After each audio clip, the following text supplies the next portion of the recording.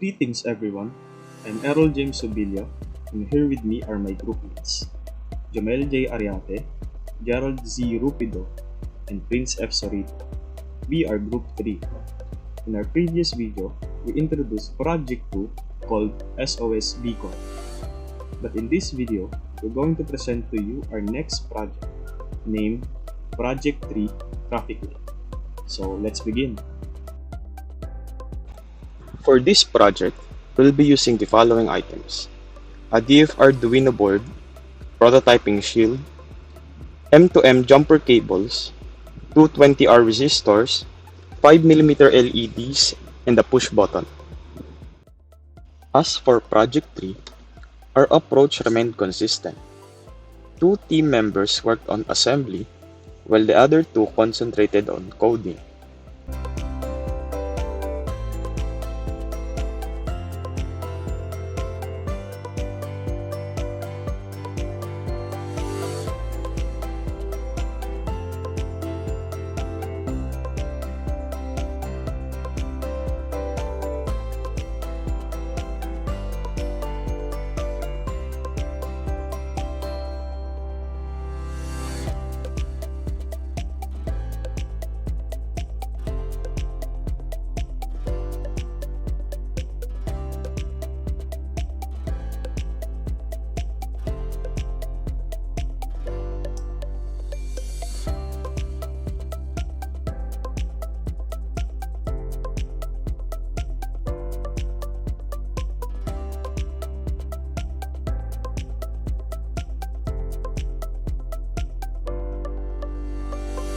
In a short time frame, we managed to accomplish both aspects, ensuring the successful operation of Arduino Project 3.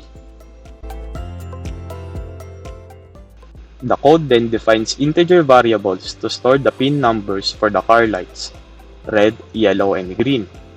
These pins will be used to control the corresponding LEDs. Similarly, integer variables are defined for the button pin, pedestrian red LED, and pedestrian green LED. Cross time is set to 5,000 milliseconds or 5 seconds, representing the time allocated for pedestrians to cross. Change time will be used to track the time since the button was pressed. The setup function is executed once when the Arduino is powered on or reset. It configures the specified pins using pin mode, setting them as output for car lights and input for the button.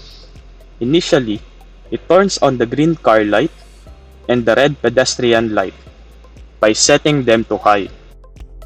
The loop function is the main program loop that runs continuously after the setup function. It starts by reading the state of the button using digital read and stores it in the variable state. It then checks if the button is pressed or if the state is high, and if it has been more than 5 seconds since the last button press.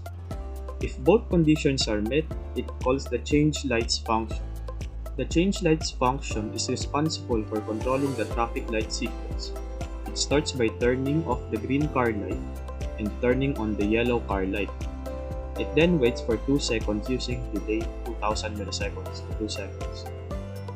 Next, it turns off the yellow car light and turns on the red car light to indicate that cars must stop.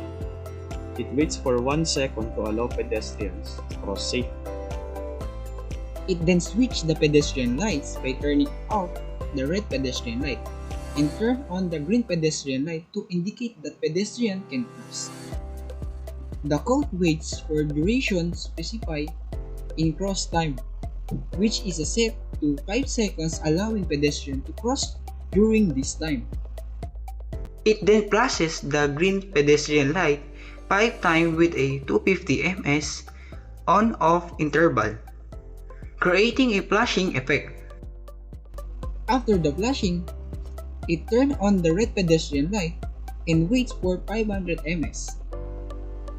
It turns off the red light and turns on the yellow car light, indicating that car should prepare to stop. It waits for 1 second. Finally, it turns off the yellow car light and turns on the green car light, allowing cars to proceed.